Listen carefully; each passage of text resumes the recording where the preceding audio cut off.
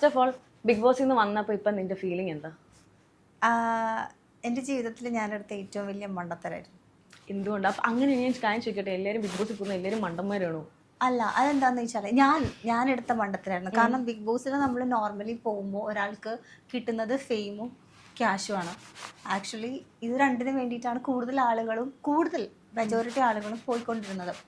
പക്ഷെ എനിക്ക് അത് വെച്ചിട്ട് എനിക്ക് പോകണ്ടായിരുന്നു. പിന്നെ എന്തിനു ഞാൻ പോയിന്ന് വെച്ചാൽ എനിക്കറിയില്ല. നമുക്ക് നേരം കിട്ട നേരത്തെ ഓരോ ബുദ്ധിമോശം തോന്നുമല്ലോ.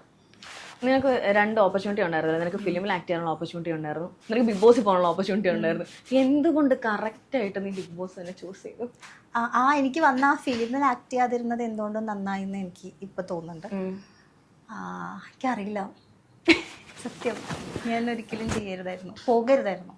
അപ്പം ഇനി നിന്നെ തിരിച്ചു വിളിച്ചാൽ പോകില്ല. ഓക്കെ, അപ്പം നമുക്ക് ആദ്യം മുതൽ തുടങ്ങാം. അതിനകത്ത് ചെന്നപ്പോൾ മുതൽ മൊത്തം പ്രശ്നമായിരുന്നു. ചെന്നപ്പോൾ മുതൽ നീ 15 ദിവസമായിരുന്നു ഉണ്ടായിരുന്നേ. 15 ദിവസം മൊത്തം മസ്താനിയുടെ പേരായിരുന്നു, ഇൻസ്റ്റാഗ്രാമും യൂട്യൂബും ഫുള്ള് അല്ലേ? അപ്പൊ തുടങ്ങുന്ന മൊത്തം അപ്പാനിയുടെ കാര്യം വെച്ചിട്ടാ അല്ലായിരുന്നോ?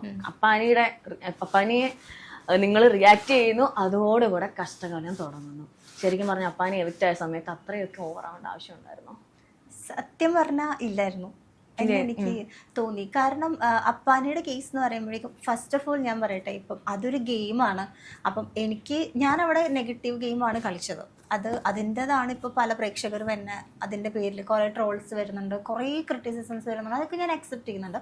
ഞാൻ കളിച്ചത് നെഗറ്റീവ് ഗെയിമായിരുന്നു. വളരെ വേണ്ടപ്പെട്ട് കുറച്ച് ആളുകളെ എന്നെ ഇരുത്തി അവിടെ ഇങ്ങനെയാണ്, ഇതുപോലെ തന്നെ ചെയ്യണം എന്നൊക്കെ പറഞ്ഞ് പഠിപ്പിച്ചിട്ടും ഞാൻ അവിടെ പോയിട്ട് നേരെ അതിൻ്റെ ഓപ്പോസിറ്റാണ് കാണിച്ചത്. എനിക്കറിയാം അപ്പാനിയുടെ കേസിൽ എനിക്ക് അവിടെ ആരോടും പേഴ്സണലി ഒരു വിരോധവും. ആ ഗേറ്റ് കടന്ന് ഞാൻ ഇറങ്ങിയതോടുകൂടി എനിക്ക് അവിടെയുള്ള ആൾക്കാരോടുണ്ടായിരുന്ന ദേഷ്യം, സങ്കടം എല്ലാം അവിടെ ഉപേക്ഷിച്ചിട്ടാണ് ഞാൻ വന്നത്. പക്ഷെ ഇവിടെ പുറത്തിറങ്ങിയിട്ട് വന്നിട്ട് അതിൻ്റെ പേരിൽ ഒരു ഗെയിം കളിക്കാനും എനിക്ക് പേഴ്സണലി താല്പര്യമില്ല.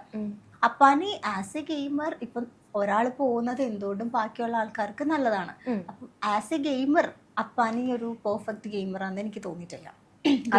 അതുകൊണ്ടാണ് ഒരു കാര്യം.